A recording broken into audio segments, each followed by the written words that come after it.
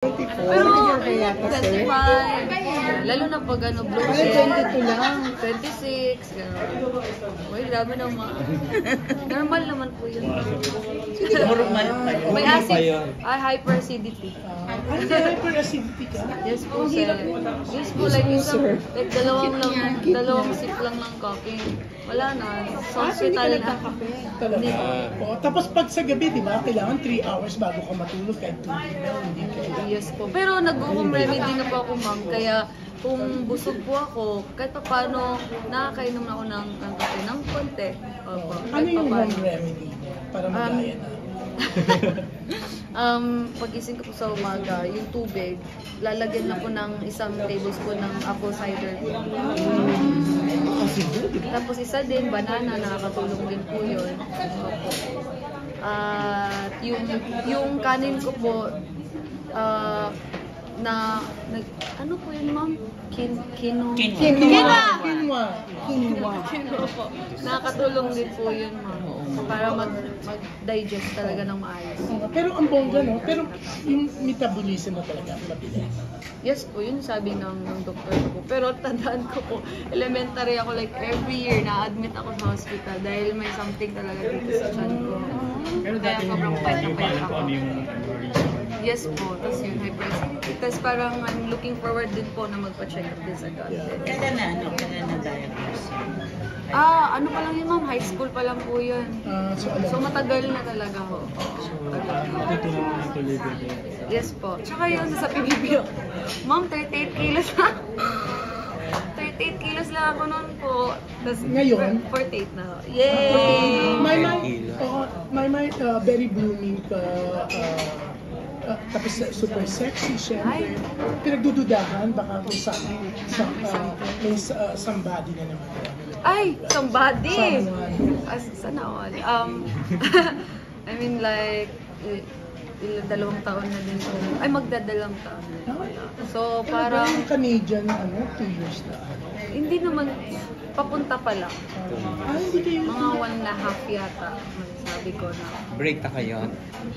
Na for Pero almost 2 ngayon, years. wala po. Pero hindi ko din naman masabi na parang close na yung doors ko. Kung God willing, kung mayroon akong darating, Pero ngayon po kasi, ang dami ko pa iniisip. Pero di ba sabi nila, hindi mo naman dapat parang i-close yung doors mo dahil lang sa pinagdaanan.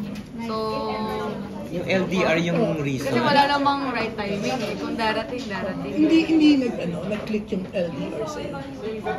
Sa inyo, hindi nag-click yung LDR. LDR. Lahat naman po yata nagki-click po. Ay, lahat meron din naman po naging successful sa LDR. Hindi lang naman po yung dahilan. Like it's more like kung compatible talaga kayo sa isa't isa. Yeah. Opo. Pero So, hindi naman third party. Wala naman. Pero napansin namin sa iyo, Maymay, very open ka ngayon. Mas madali ka magsalita. Dati, matipid ka when it comes to lap-lap, mga pinagdaanan. Kasi ma'am, sorry po. Hindi, uwapiran yung ma'am. Kasi sir, hindi naman, matagal-tagal na din po, hindi ako nung parang interview ba. Pero parang iba ngayon mas open ka, mas madagdag. Talaga mo? Oo. Dati even, ngayon lang din ako nag-open, sumabog na. Kasi, remember, I met you in Dubai, nagkikita tayo with, matipid ka mo magsalita. Ingat-ingat! Oo! In Spain. Baka ganyan po nang sinabi ko po kanina, sir, talagang hanggat maaari, nilalayo ko yung personal buhay sa work. Pero minsan pala okay lang yun. Ay, parang meron ng dugong palaban. Ano po? Dugong palaban. Parang yung song mo sa LL. Yes po! Pero congratulations dun sa Southeast Asia, sa Disney, na you were chosen to sing. Thank you, sir. Initially, what was your reaction nang binigay sa inyo? Kakatulog si Kuya, sir. Sige.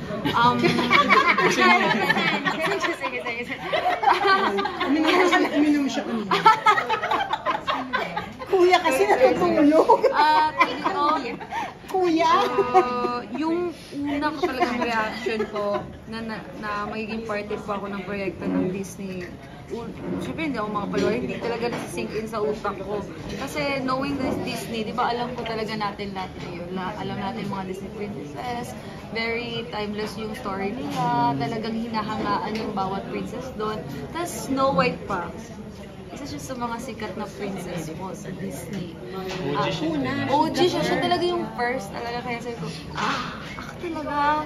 Tapos yun, tapos nung content yung nagsisink in na po sa yung una ko inisip ko, patay. Yung pagkanta. Kasi yung genre po ng Disney iba eh. Medyo theatrical yung way niya eh. So first time kong kumanta ng ganong genre. At isang araw lang po yung preparation ko na yun. Dahil nga very confidential yung song. Kaya madali. Kaya kudos din sa Tagalog version nung Waiting on a Wish. Kasi 12 hours lang din niya yung ginawa. So sobrang yun. Kaya pero yun nga, pinag-uusapan ka. Talagang maraming pinag-uusapan. Parang gusto nila maging may-may. How to be human. Tatrabaho lang ako. Yeah, speaking of trabaho, may mention trabaho. Napansin din namin, no? Maingay na siya ako. Nagising na siya. Napansin din namin na even in ASAP, you can work with your ex or ex mo nga ba siya, si Sa Edward. Ay, parang comfortable. Ex mo ba siya? Simula po nung natapos yung love team namin, we became friends pa rin naman po. Wala naman kaming parang mabigat na... Pero at first, di ba, parang may something na... Secret! Hindi, pero yun nga, yung after nga matapos yung love team niya, parang may something, may gap between you and Edward. Parang may... Medyo po, pero hindi naman gano'n ka-serious yun. Mga bata pa rin, mga bata din po kasi So, kami. ngayon mas okay kayo to work together? Ay, oo naman po. Kahit simula nung hindi na kami naging love team. Pero may mga fans pa rin kayo na umaasa. Isa sila sa mga malaking dahilan kung nasaan kami ngayon. Kaya I'm always, parang hindi talaga ako hindi mawawala sa akin yung gratitude ko sa kanila. Sa dami ng pinagdadaanan mo ngayon, hindi rin elaborate. Saan ka humuhugot ng inspiration ng lakas?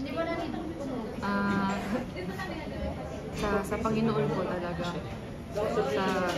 Sa faith ko sa Kanya. Sorry po. Hindi ko maisip kasi maisip na dumating sa point ulit na maging independent ako sa sarili ko na kaya ko to lahat. Dinicide tayo na may limitation eh. Hindi natin kaya lahat. So we need someone to help us. And for me to have God po, sobrang malaking bagay sa akin. To surrender yung mga bagay na hindi ko kontrolado. Yeah, the way you talk, no? Parang may nararamdaman ka. Parang may something. Parang Sinabi niya. may something. Sinabi niya na kanina. Hindi dahil wala akong pakialam doon sa late to sa interview. Ngayon, hindi ko